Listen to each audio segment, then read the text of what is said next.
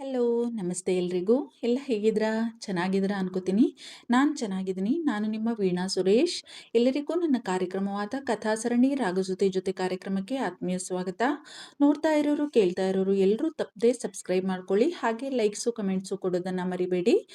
ನನ್ನ ಕಥೆಗೋಸ್ಕರ ಕಾಯ್ತಾ ಇರೋ ಎಲ್ರಿಗೂ ತುಂಬು ಹೃದಯದ ಧನ್ಯವಾದಗಳು. ಕೇಳ್ತಾ ಇರ್ತೀರಾ ಕತೆ ಹಾಕಿ ಅಂತ. ಸಾರಿ, ನನಗೆ ಅದೇ ಕತೆ ಹಾಕೋಕ್ಕೆ ಇಷ್ಟ ಇದೆ, ಬಟ್ ಏನು ಲಾಭನೇ ಇಲ್ಲ ಇದರಲ್ಲಿ ಯೂಟ್ಯೂಬಲ್ಲಿ ಅಂದ್ಕೊಂಡು ಸುಮ್ಮನೆ ಆಗ್ತಾ ಇದ್ದೀನಿ. ಪ್ಲಸ್ ನಾನು ಕತೆ ಬರಿತೀನಲ್ಲ ಬೇರೆ ಬೇರೆ ಕಡೆ, ಸ್ವಲ್ಪ ಟೈಮ್ ಕೂಡ ಸಾಕಾಗ್ತಾ ಇಲ್ಲ, ಅದಕ್ಕೆ ಲೇಟ್ ಆಗ್ತಾ ಇದೆ. ನಿಮಗೆಲ್ಲ ತುಂಬ ತುಂಬ ತುಂಬ ಧನ್ಯವಾದ ನನ್ನ ಕತೆಗೋಸ್ಕರ ಕಾಯ್ತಾ ಇರೋದಕ್ಕೆ. ದೇವ್ಡಾ, ಈ ಮನುಷ್ಯನ್ನ ನೋಡ್ತಾ ಇದ್ರೆ ಭಯಂಕರ ಕೋಪದಲ್ಲಿದ್ದಂಗವ್ರೆ. ಯಾಕೋ ಕೈಕಾಲೆಲ್ಲ ನಡುಗ್ತಾ ಅದಲ್ಲ ನನಗೆ ಎಂದು ಯೋಚಿಸುತ್ತಾ ಭಯದಿಂದಲೇ ತಲೆ ತಗ್ಗಿಸಿ ನಿಂತಿದ್ದಳು ಕುಂಕುಮ. ಆದ್ರೂ ನಾನು ನನಗೆ ಭಯ ಇದ್ದಂಗೆ ತೋರಿಸ್ಕೊಳಕ್ಕಿಲ್ಲ ದೊರೆಗೆ. ಹಂಗೇನಾರ ಮಾಡಿದ್ರೆ ಇನ್ನೂ ಎದುರಿಸ್ತಾರೆ ನನ್ನ ಬೇಕಾರೆ. ಅವರು ನನ್ನ ಹತ್ರ ಬತ್ತಾವ್ರೆ ನಂಗೇನು ಓಡೋಗೋಣ ಅನ್ನಿಸ್ತಾದೆ. ಆದ್ರೂ ಹಂಗೆ ಮಾಡೋಕ್ಕಿಲ್ಲ ನಾನು. ಆಗಿದ್ದಾಗಲಿ ಹಿಂಗೆ ನಿಂತಿರ್ತೀನಿ ಎಂದು ಕೊಂಚವೂ ಅಲುಗಾಡದೆ ನಿಂತೇ ಇದ್ದಳು ನಿಂತಲ್ಲೇ. ಆದರೆ ಆದರೆ ಈಗ ಅವನ ಆರ್ಭಟಕ್ಕೆ ನಡುಗಿ ಹೋದಳು ಹುಡುಗಿ. ಅವನ ಮುಖದತ್ತ ನೋಡಿದ್ದಳು ಭಯದಿಂದಲೇ. ಅದನ್ನು ನೋಡಿದವನು ಸೊಟ್ಟ ನಗು ನಕ್ಕಿದ್ದ. How stupid me. ನನಗಾದ್ರೂ ಬುದ್ಧಿ ಬೇಡವಾ? ಯಾರನ್ನ ಕೇಳ್ತಾ ಇದ್ದೀನಿ ನಾನು? ಹೋಗಿ ಒಬ್ಬಳು ಲೋವರ್ ಮಿಡಲ್ ಕ್ಲಾಸ್ ಹುಡುಗಿಯನ್ನ ಎಂದು ಒಂದು ಬಗೆಯಾಗಿ ನಕ್ಕಿದ್ದ. ಅವಳ ಮುಖದ ಸಮೀಪ ತನ್ನ ಮುಖ ತಂದಿದ್ದ ಆಯುಷ್ ಆಚಾರ್ಯ ಅವಳ ಕೆನ್ನೆಯನ್ನ ಗಟ್ಟಿಯಾಗಿ ಒಂದೇ ಕೈಯಿಂದ ಹಿಡಿದು, ನನಗೆ ಗೊತ್ತು, ಚೆನ್ನಾಗಿ ಗೊತ್ತು ಕಣೆ ಹುಡುಗಿ, ನಿಮ್ಮಂಥವರ ಮೆಂಟಾಲಿಟಿ ಎಲ್ಲ ನೋಡಿ ಅನುಭವಿಸಿ ಬಿಟ್ಟಿದ್ದೀನಿ ನಾನು. ನಿಮ್ಮ ಬೇಳೆ ನನ್ನ ಹತ್ರ ಬೇಯಲ್ಲ ಅಂತ ಗೊತ್ತಾದ ತಕ್ಷಣ ಇನ್ನೊಬ್ಬರ ಹಿಂದೆ ಹೋಗ್ಬಿಡ್ತೀರಲ್ಲ ನೀವು. How cheap. ಅವನ್ಯಾವನೋ ಇದಾನಲ್ಲ ನಿನ್ನ ಬೆನ್ನ ಹಿಂದೆ ಬಿದ್ದು ಸಾಯೋನು. ಇಲ್ಲಿ ಕೆಲಸ ಬಿಟ್ಟು ಅಲ್ಲಿ ಹೋಗ್ತೀಯೇನೋ ಅಲ್ಲ. ಹಾಂ, ಕೇಳ್ತಿದ್ದೀನಲ್ಲ ನಾನು. ಹೋಗೇ ಹೋಗ್ತೀಯಾ? ಇನ್ನೆಲ್ಲಿ ಹೋಗ್ತೀಯಾ ಎಂದು ವ್ಯಂಗ್ಯವಾಗಿ ಹೇಳಿ ತನ್ನ ಹಿಡಿತದಲ್ಲಿದ್ದ ಅವಳ ಕೆನ್ನೆಯನ್ನ ತಳ್ಳಿಬಿಟ್ಟಿದ್ದ ಕೋಪದಿಂದ 2 ಹೆಜ್ಜೆ ಹಿಂದೆ ಹೋಗಿದ್ದಳು ಹುಡುಗಿ. ಅವನು ತಳ್ಳಿದ ರಭಸಕ್ಕೆ ಕಂಗಳು ತುಂಬಿ ಬಂದಿದ್ದವು ಅವಳಿಗೆ. ಬಿಡಲಿಲ್ಲ ಅವನು ತನ್ನ ಮಾತಿನಿಂದ ಚುಚ್ಚುವುದನ್ನ. ಅವನ ಹಿಡಿತದಿಂದ ನೋವಾಗುತ್ತಿದ್ದ ಕೆನ್ನೆಯನ್ನ ತನ್ನ ಅಂಗೈಯಲ್ಲಿ ಹಿಡಿದು ಕಣ್ತುಂಬಿಕೊಂಡು ನಿಂತಿದ್ದವಳ ಹತ್ತಿರ ಬಂದಿದ್ದ ಮತ್ತೆ. ಏ ಹುಡುಗಿ, ನೋಡು ನೋಡು ಇಲ್ಲಿ, ಇವನು ಆಯುಷ್ ಆಚಾರ್ಯ. ಯಾರಿದ್ರು ಯಾರು ಹೋದ್ರು ಬದುಕೋದು ಗೊತ್ತು ನನಗೆ. ಇದು ನನ್ನ ಕಂಪನಿ. ನಾನು ನನ್ನ ಬೆವರು ರಕ್ತ ಸುರಿಸಿ ಬೆಳೆಸಿದ ಕಂಪನಿ ಇದು. ಯಾರೋ ಇಬ್ಬರು ಹೋದ ಮಾತ್ರಕ್ಕೆ ನನ್ನ ಕಂಪನಿ ನಿಂತು ಹೋಗಲ್ಲ. ಯಾರೆಷ್ಟೇ ಕುತಂತ್ರ ಮಾಡಿದರೂ ನನ್ನ ಒಂದು ಕೂದಲನ್ನು ಸಹ ಕಿತ್ಕೊಳ್ಳೋಕ್ಕಾಗಲ್ಲ. ಗಾಟ್ ಇಟ್ ಎಂದು ನೇರವಾಗಿ ನಿಂತಿದ್ದ ಆಯುಷ್ ಆಚಾರ್ಯ. ಏನು, ಈಗ ನಿನಗೆ ರಿಸೈನ್ ಮಾಡಬೇಕು ಅಲ್ವಾ ನಕ್ಷತ್ರಕ್ಕೆ? Okay, no problem. ನಿನ್ನ ಇಷ್ಟದಂತೆಯೇ ಆಗಲಿ. I accept your resignation. ನೀನು ಇನ್ಮುಂದೆ ಫ್ರೀ. ನಕ್ಷತ್ರದಲ್ಲಿ ಕೆಲಸ ಮಾಡಬೇಕಾಗಿಲ್ಲ ನೀನು. ಎಲ್ಲಾದರೂ ಹೋಗು, ಯಾರ ಜೊತೆಗಾದರೂ ಹೋಗು, ಯಾವ ಕಂಪನಿಯನ್ನಾದರೂ ಸೇರು. ನನ್ನ ತಕರಾರೇನೂ ಇಲ್ಲ. ಅದು ನನಗೆ ಸಂಬಂಧವೂ ಇಲ್ಲ. Okay, happy? You may go now ಎಂದು ಅವಳಿಗೆ ಬೆನ್ನು ಹಾಕಿ ನಿಂತಿದ್ದ 2 ಕೈಗಳನ್ನು ತನ್ನ ಪ್ಯಾಂಟ್ ಜೇಬಿನಲ್ಲಿ ತೂರಿಸಿ ತನಗೆ ಬೆನ್ನು ಹಾಕಿ ನಿಂತಿದ್ದ ಅಜಾನುಬಾಹು ಆಕೃತಿಯನ್ನೇ ಆಶ್ಚರ್ಯದಿಂದ ನೋಡಿದ್ದಳು ಹುಡುಗಿ. ಇವನ ಮಾತನ್ನ ನಂಬಲಾಗಿರಲಿಲ್ಲ ಅವಳಿಂದ. ಏನೇನೋ ರೂಲ್ಸ್ ರೆಗ್ಯುಲೇಷನ್ಸ್ ಅಂತ ಹೇಳಿ ತನ್ನನ್ನ ಇಬ್ಬಂದಿಗೆ ಸಿಲುಕಿಸಬಹುದು ದೊರೆ ಎಂದುಕೊಂಡಿದ್ದಳು. ಇಷ್ಟು ಸುಲಭವಾಗಿ ಇಲ್ಲಿಂದ ತನಗೆ ಬಿಡುಗಡೆ ಸಿಗಲಾರದು ಎಂದೇ ಅಂದುಕೊಂಡಿದ್ದಳು ಹುಡುಗಿ. ಈಗ ನೋಡಿದರೆ ಅವನ ಮಾತಿನಿಂದ ವಿಪರೀತ ನೋವು ಕೂಡ ಆಗಿತ್ತು ಅವಳಿಗೆ. ನೀನು ಹೋದರೆ ನನಗೆ ಏನೂ ತೊಂದರೆಯಿಲ್ಲ, ನನಗೂ ನಿನಗೂ ಸಂಬಂಧವೇ ಇಲ್ಲ ಎಂದೇ ಅವನು ಹೇಳಿದ ಮಾತಿನ ಅರ್ಥ ಎಂಬುದು ಅವಳ ನೋವಿಗೆ ಕಾರಣವಾಗಿತ್ತು. ಯಾಕೋ ಆ ಮಾತು ಕೇಳಿ ಜೋರಾಗಿ ಅತ್ತು ಬಿಡಬೇಕು ಎನ್ನಿಸುತ್ತಿತ್ತು ಹುಡುಗಿಗೆ. ಇನ್ನು ತಡೆಯಲಾಗಲಿಲ್ಲ ಅವಳಿಂದ. ಬಾಯಿಯನ್ನು ತನ್ನ 2 ಕೈಗಳಿಂದ ಮುಚ್ಚಿಕೊಂಡು ಬಿಕ್ಕಿದ್ದಳು ಕುಂಕುಮ. ಅಲ್ಲಿಯೇ ಕುಸಿದು ನಿಂತಿದ್ದವನ ಕಿವಿಗೆ ಏನೋ ಶಬ್ದ ಕೇಳಿಸಿದಂತಾಗಿ ಹಿಂದೆ ತಿರುಗಿದ್ದ ಆಯುಷ್. ಅಳುತ್ತಿರುವ ಹುಡುಗಿಯನ್ನ ನೋಡಿ ಒಂದು ಕ್ಷಣ ಅಯ್ಯೋ ಎನಿಸಿತ್ತು ಅವನಿಗೆ. ಮರುಕ್ಷಣವೇ ಸೆಟೆದು ನಿಂತಿದ್ದ. ನಿಧಾನಕ್ಕೆ ಅವಳ ಅತ್ತ ನಡೆದು ಅವಳ ಮುಂದೆ ನಿಂತ. What happen? ಏ ಹುಡುಗಿ, ಈಗ್ಯಾಕೆ ಅಳ್ತಾ ಇದೀಯಾ? ಈಗೇನಾಯ್ತು ನಿನಗೆ? ನಿನ್ನ ಆಸೆಯಂತೆ ನಿನಗೆ ಬಿಡುಗಡೆ ಕೊಟ್ಟಿದ್ದೀನಲ್ಲ ನಕ್ಷತ್ರದಿಂದ. ನಿನಗೆ ಬೇಕಾಗಿದ್ದು ಇದೆ ತಾನೇ? ಮತ್ತೇನಾಯ್ತು? ಈಗ ನಿನ್ನ ಆಸೆಯಂತೆ ಎಲ್ಲ ಆಗಿದೆಯಲ್ಲ. ನಮ್ಮ ಕಂಪನಿಯ ರೂಲ್ಸ್ ಕೂಡ ನೆಗ್ಲೆಕ್ಟ್ ಮಾಡಿ ನಿನ್ನ ಆಸೆ ನೆರವೇರಿಸಿದ್ದೀನಿ ನಾನು. ಹೋಗಿ ಒಂದು ತಂಬಿಗೆ ಹಾಲಿಗೆ ಸಕ್ಕರೆ ಹಾಕ್ಕೊಂಡು ಕುಡಿಯೋದು ಬಿಟ್ಟು ಗೋಳೋ ಅಂತಿದೆಯಲ್ಲ, ಏನು ಹೇಳಬೇಕು ನಿನಗೆ? ನಕ್ಕಿದ್ದ ವ್ಯಂಗ್ಯವಾಗಿ. ಹೋಗಲಿ, ಅಸಲು ನಿನಗೆ ಏನು ಬೇಕು? ಅದನ್ನಾದರೂ ಹೇಳು. ಮಾತಾಡಲು ಬರುತ್ತಲ್ಲ ನಿನಗೆ? ಹೇಳಿದ್ದು ಅರ್ಥ ಆಗುತ್ತಲ್ಲ? ಅಷ್ಟು ಬುದ್ಧಿ ಇದೆ ಅಲ್ವಾ ನಿನಗೆ? ನನ್ನ ಮಗಳಿಗಾದರೆ ಹೇಳಿದರೆ ಅರ್ಥ ಆಗಲ್ಲ, ಚಿಕ್ಕವಳು ಎನ್ನಬಹುದು. ಆದರೆ ನಿನಗೆ ಬುದ್ಧಿ ಹೆಚ್ಚೇ ಇದೆ ಬಿಡು. ಹೋಗು, ಹೋಗಿ ನಿನ್ನ ಲೈಫ್‌ನ ಎಂಜಾಯ್ ಮಾಡು. ಗೋ ಎಂದಿದ್ದ ವ್ಯಂಗ್ಯವಾಗಿ. ಹಾಗೆಯೇ ಜೇಬಿನಲ್ಲಿ ಕೈ ತೂರಿಸಿ ನಿಂತು. ಅವನ ಮಾತು, ಅವನ ವ್ಯಂಗ್ಯ ಮೊದಲೇ ನೋವಿನಲ್ಲಿ ಇದ್ದವಳನ್ನ ಕೆರಳಿಸಿಬಿಟ್ಟಿತ್ತು. ಸರ್ರನೆ ಕುಳಿತಲ್ಲಿಂದ ಎದ್ದು ಅವನ ಮುಂದೆ ನಿಂತಿದ್ದಳು ಹುಡುಗಿ.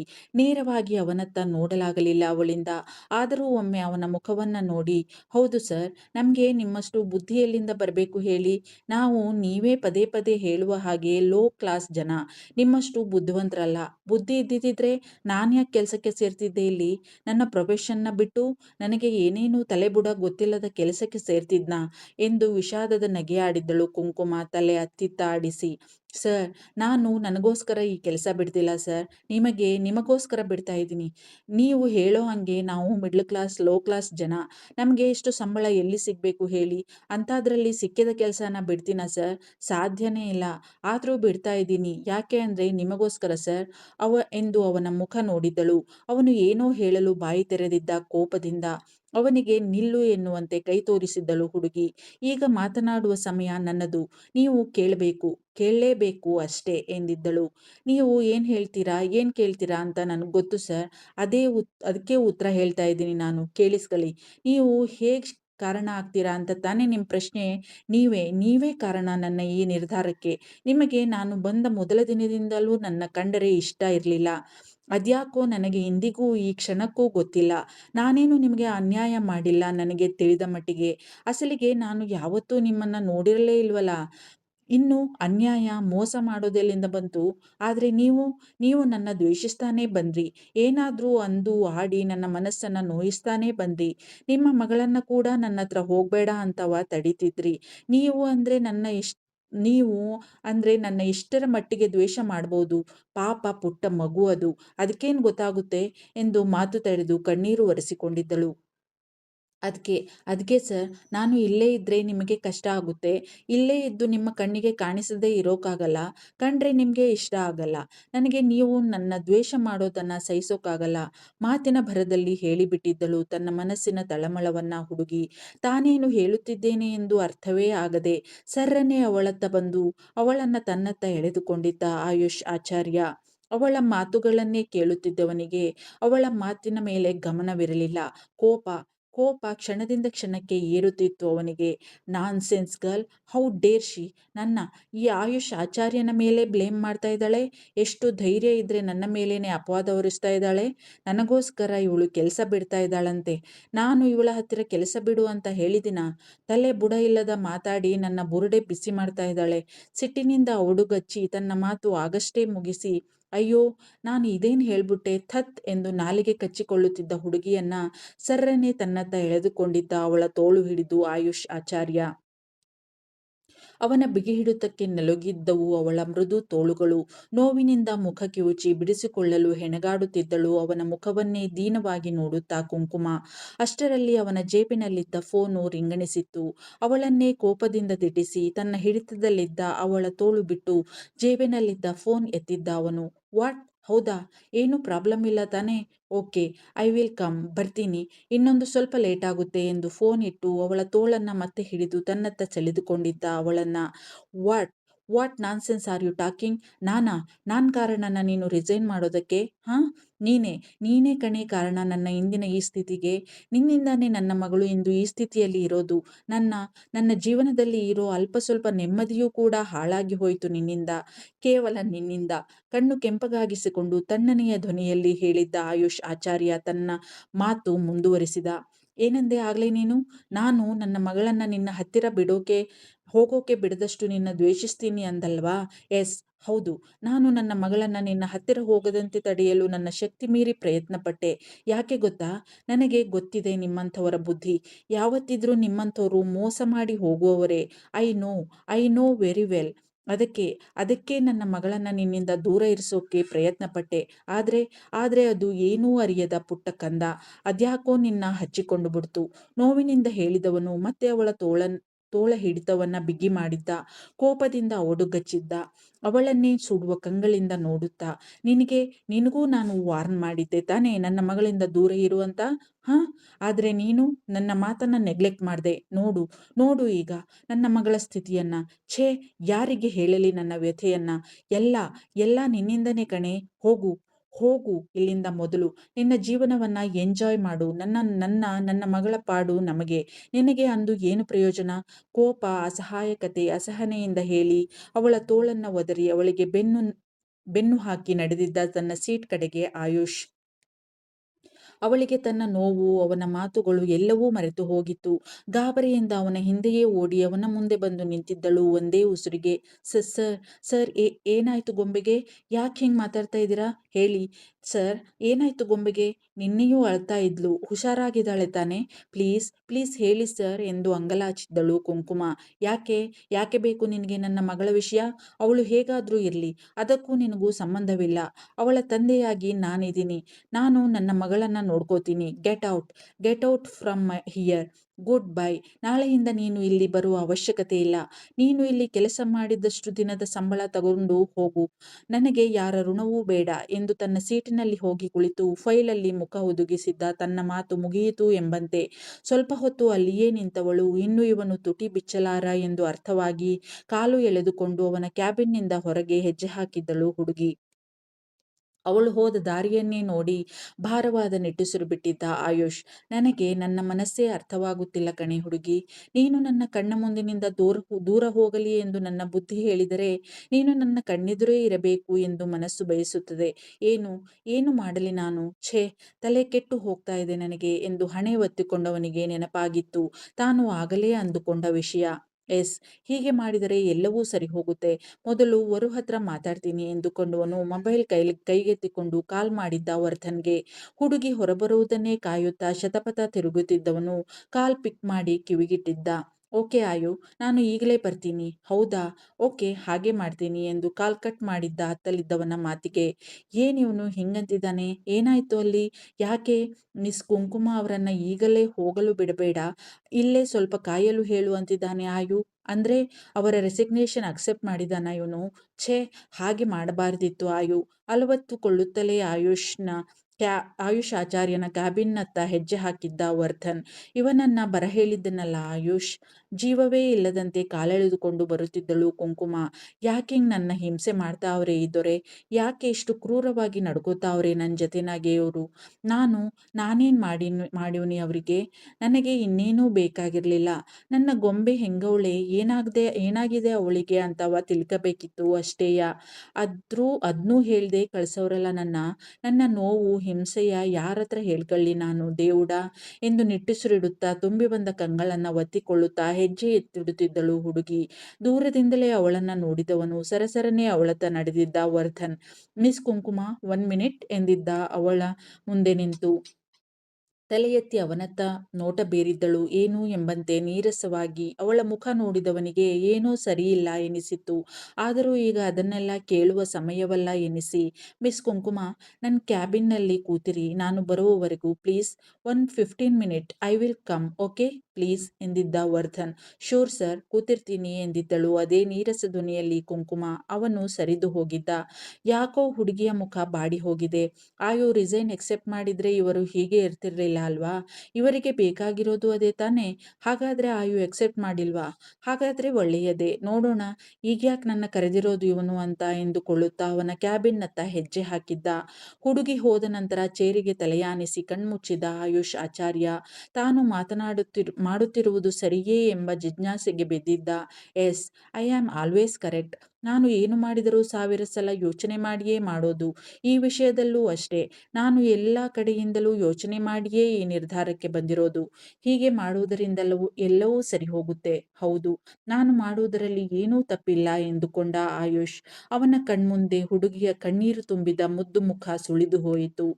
ಗೊಂಬೆ ಹೇಗಿದ್ದಾಳೆ ಹೇಳಿ ಸರ್ ಪ್ಲೀಸ್ ಎಂದು ಅವಳು ಅಂಗಲಾಚಿದ್ದು ನೆನಪಾಗಿ ಚಡಪಡಿಸಿ ಹೋದ. ಛೇ, ನನಗ್ಯಾಕೆ ಹೀಗಾಗ್ತಾ ಇದೆ? ನನ್ನ ಕಂಪನಿಯ ಕೆಲಸವೇ ಬೇಡ ಎಂದು ಹೋದವಳು ಅವಳು. ಅವಳು ಅತ್ತರೇನು ನಕ್ಕರೇನು ನನಗೆ? ನನಗ್ಯಾಕೆ ಸಂಕಟವಾಗಬೇಕು? ಹೇಗಾದರೂ ಹಾಳಾಗಲಿ ಎಂದು ಸುಮ್ಮನಿರಬೇಕಿತ್ತು ಅಲ್ಲವೇ? ಆದರೆ ಛೇ, ಅಸಹನೆಯಿಂದ ಕನೆಲಿ ಹೋದ ಅವನು. ಇರುವುದರಲ್ಲಿಯೇ ನೆಮ್ಮದಿಯಾಗಿರಲು ಕಲಿತುಕೊಳ್ಳುತ್ತಿದ್ದೆ ನಾನು ಈಗೀಗ. ಅದಕ್ಕೂ ಕಲ್ಲು ಬಿತ್ತು ಇವಳಿಂದ. ನಾನು, ನನ್ನ ಮಗಳು, ನನ್ನ ಡ್ಯಾಡಿ ಇಷ್ಟೇ ನನ್ನ ಪ್ರಪಂಚ ಎಂದು ಬದುಕ್ತಾ ಇದ್ದವನ ಬದುಕಲ್ಲಿ ಅದ್ಯಾವ ಮುಹೂರ್ತದಲ್ಲಿ ಬಂದಳೋ ಈ ಹುಡುಗಿ. ಇರುವ ಚೂರುಪಾರು ನೆಮ್ಮದಿಯೂ ಹಾಳಾಗಿ ಹೋಯಿತು.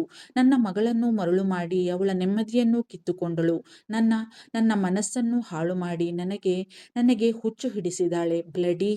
ಅವಳ ನೀಳ ಕೊರಳಿಗೆ ತನ್ಮಯತೆಯಿಂದ ತಾನು ತುಟಿಯೂರಿದ್ದು ನೆನಪಾಗಿ ಎಂಥದ್ದೋ ಅರಿಯದ ತಳಮಳವಾಗಿತ್ತು ಅವನಿಗೆ. ಅವಳ ಮೈನವಿರೇಳಿಸುವ ಘಮ ಇನ್ನೂ ತನ್ನ ಸುತ್ತಲೇ ಇದೆ ಎನ್ನಿಸಿ ಚಡಪಡಿಸಿ ಹೋದ ಆಯುಷ್ ಆಚಾರ್ಯ. ಕೋಪ, ಅಸಹನೆ, ಅಸಹಾಯಕತೆಯಿಂದ ತನ್ನೆದುರು ಇದ್ದ ಟೇಬಲ್ ಗುದ್ದಿದ್ದ ಮುಷ್ಟಿ ಬಿಗಿ ಹಿಡಿದು, ಇಂಥವರಿಂದಲೇ ನಾನು ಇಂದು ಈ ಸ್ಥಿತಿಗೆ ಬಂದಿರುವುದು. ಇಂದಿನ ಸಂಕಟ, ನೋವು, ನನ್ನ ಎಲ್ಲ ಹೀನಾಯ ಸ್ಥಿತಿಗೂ ಕಾರಣ ಇವಳಂಥವಳೇ ಒಬ್ಬಳು ಹುಡುಗಿ ಅಲ್ಲವೇ? Bloody middle class girls! ಮಾಡಿದ ಉಪಕಾರದ ಸ್ಮರಣೆ ಇರದ ಜನ ಇವರೆಲ್ಲ. ಯಾವ ಕಾರಣಕ್ಕೂ ನಂಬಿಕೆಗೆ ಯೋಗ್ಯರಲ್ಲದವರು ಇವರು ಎಂದು ಯೋಚಿಸಿದವನ ಕಣ್ಮುಂದೆ ಕುಂಕುಮಾಳ ಸ್ವಾಭಿಮಾನ ತುಂಬಿದ ಅಮಾಯಕ ಮುಖ ಹಾದು ಹೋಯಿತು. ಇವಳು ಅಂಥವಳಲ್ಲ ಎಂದು ಪದೇ ಪದೇ ಉಚ್ಚರಿಸಿತ್ತು ಅವನ ಅಂತರಾತ್ಮ. ಮತ್ತೆ ಹಿಂದೆ ಬಾಗಿ ಕಣ್ಮುಚ್ಚಿದ್ದ ಆಯುಷ್ ಆಚಾರ್ಯ. ಬೇಡವೆಂದರೂ ಕಣ್ಮುಂದೆ ಬಂದು ಸತಾಯಿಸುವ ಹುಡುಗಿಯ ನೆರಳು. ತನಗೆ ತಾನೇ ಹಿಡಿಶಾಪ ಹಾಕಿಕೊಂಡಿದ್ದ. ಡೋರ್ ನಾಕ್ ಮಾಡಿದ ಶಬ್ದ. ಎಸ್ ಕಮಿನ್ ಎಂದಿದ್ದ ಕಣ್ಣು ಮುಚ್ಚಿಯೇ. ಬಂದಿರುವುದು ವರ್ಧನ್ ಎಂದು ತಿಳಿದಿತ್ತು ಅವನಿಗೆ. ಅವನ ಬರುವನ್ನೇ ಕಾಯುತ್ತಿದ್ದನಲ್ಲ. ಇಂದಿಗೆ ನಕ್ಷತ್ರ ಲೋಕಕ್ಕೂ ನನಗೂ ಋಣ ಮುಗಿಯಿತು ಎಂದುಕೊಂಡವಳ ಮುಖದ ಮೇಲೆ ವಿಷಾದದ ನಗು ಮೂಡಿತ್ತು. ನಾನು ಬಂದು ವರ್ಷ ಆಯ್ತಾ ಹಿಂಗ್ ಅನ್ಕೊಂಡು ಗೋಳೋ ಅನ್ನಕ್ಕೆ? ಬಂದಿದ್ದೆ ಮೊನ್ನೆ, ಇಂದು ಹಿಂಗ್ ಅನ್ಕತಾ ಇದ್ದೀನಿ. ಥತ್ ಕುಂಕುಮ್, ನಿನ್ಗೇನಾರ ನಟ್ಟು ಬೋಲ್ಟು ಲೂಸ್ ಆಗೈತಾ ಎಂದುಕೊಂಡು ಹಣೆ ಚಚ್ಚಿಕೊಂಡಿದ್ದಳು ಹುಡುಗಿ. ಅವಳು ವರ್ಧನ್ನ ಕ್ಯಾಬಿನ್ನಲ್ಲಿ ಕುಳಿತಿದ್ದಾಳೆ, ಅವನ ಬರುವನ್ನೇ ಕಾಯುತ್ತಾ. ಬಂದಿದ್ದು ಮೊನ್ನೆನೇ ಆದ್ರೂವೆ ಎಷ್ಟೋ ವರ್ಷಕ್ಕಾಗುವಷ್ಟು ಅನುಭವ ಕೊಟ್ಬಿಡ್ತು ಈ ಲೋಕ ನನಗೆ. ಪ್ರಪಂಚ ಹಿಂಗೂ ಇರ್ತದೆ ಅಂತವ ತಿಳಿಸ್ಕೊಟ್ಟಿದ್ದೇ ಈ ನಕ್ಷತ್ರ ಲೋಕ ನನಗೆ. ಆದ್ರೂವೆ ಈ ಫ್ಯಾಷನ್ ಲೋಕನೇ ಬ್ಯಾರೆ ಬಿಡು. ಇದೊಂಥರ ಮಾಯಾ ಲೋಕ. ಹೊರಗಿನಿಂದ ನೋಡೋರ್ಗೆ ಎಲ್ಲಾನು ಚಂದ ಕಾಣಿಸ್ತದೆ, ಆದ್ರೆ ಇದರ ಒಳಗಿರೋರ್ಗೆ ಗೊತ್ತು ಅದರ ಅಸಲಿಯತ್ತು ಏನು ಅಂತವ. ಪ್ರಥಮ್ ತನ್ನ ಕೈ ಹಿಡಿದು ಎಳೆದಾಡಿ ಅಸಹ್ಯವಾಗಿ ಮಾತನಾಡಿದ್ದು ನೆನಪಾಗಿ ನಡುಗಿದ್ದಳು ಹುಡುಗಿ ಸಣ್ಣದಾಗಿ. ಹಿಂದೆಯೇ ತನ್ನನ್ನ ಅವನಿಂದ ಬಚಾವ್ ಮಾಡಿದ್ದ ಆಯುಷ್ನ ಆಕರ್ಷಕ ಗಂಭೀರ ಮುಖಭಾವ ಕಣ್ಮುಂದೆ ಬಂದು ಎದೆ ಬಡಿತ ಏರಿತ್ತು ಅವಳಿಗೆ. ಥತ್, ಈ ದೊರೆ ಮಾಡ ಕೆಲ್ಸ ಒಂದೊಂದಲ್ಲ. ನನ್ನ ಯಾಕೆ ಹಂಗೆ ತಪ್ಕೊಂಡು ನಂಗೆ ಆಯುಷ್ ತನ್ನನ್ನ ಅಪ್ಪಿ ತನ್ನ ಕೊರಳ ವನಪನ್ನ ಗಾಢವಾಗಿ ಚುಂಬಿಸಿದ್ದು ನೆನಪಾಗಿ ಕೆಂಪಾಗಿ ಹೋಗಿದ್ದಳು ಹುಡುಗಿ. ಅವನ ಒರಟು ತುಟಿಗಳ ಬಿಸುಪು ಇನ್ನೂ ತನ್ನ ಕೊರಳಲ್ಲೇ ಇರುವಂತೆ ಎನಿಸಿ ಮೃದುವಾಗಿ ತನ್ನ ಕೊರಳನ್ನೊಮ್ಮೆ ಸವರಿಕೊಂಡಳು. ಯಾಕೋ ವಿಪರೀತ ಯಾತನೆಯಾಯಿತು ಅವಳಿಗೆ ಅರಿವಿಲ್ಲದೆಯೇ ಕಂಗಳು ತುಂಬಿ ಬಂದಿದ್ದವು. ಯಾಕೆ ಹಿಂಗಾಯ್ತಾದೆ ನನಗೆ? ಯಾಕೀ ಯಾತನೆ, ಯಾಕೀ ನೋವು, ಯಾಕೀ ಸಂಕಟ? ಇವೆಲ್ಲ ಜಂಜಡಗಳಿಂದ ಮುಕ್ತಿ ದೊರಕಲಿ ಅಂತ ತಾನೇ ನಾನು ಈ ಕೆಲಸವ ಬಿಡ್ತಾ ಇರೋದು. ಮತ್ತೆ ಇಲ್ಲಿಂದ ಶಾಶ್ವತವಾಗಿ ಮುಕ್ತಿ ದೊರಕಿದೆ ತಾನೇ? ಮತ್ತೆ ಸಂತೋಷವಾಗಬೇಕು ನಂಗೆ ತಾನೇ ದೊರೆ ಹೇಳ್ದಂಗೆಯ? ಮತ್ತೆ ನನಗ್ಯಾಕೆ ಸಂಕಟ ಆಯ್ತಾದೆ? ಥತ್, ತನಗೆ ಏನು ಆಗ್ತಾ ಇದೆ ಎನ್ನುವುದೇ ಅರ್ಥವಾಗದೆ ಚಡಪಡಿಸಿದಳು Kumkuma. Hey you, what are you doing here? ನೀನೇನು ಈ ಕಂಪನಿಯ ಮ್ಯಾನೇಜರಾ, ಪಾರ್ಟ್ನರಾ, ಇಲ್ಲ ಓನರಾ? ಹಿಂಗ್ ಕೂತಿದೆಯಲ್ಲ. Come with me. ಬೆಚ್ಚಿ ಧ್ವನಿ ಬಂದತ್ತ ತಿರುಗಿದ್ದಳು ಹುಡುಗಿ.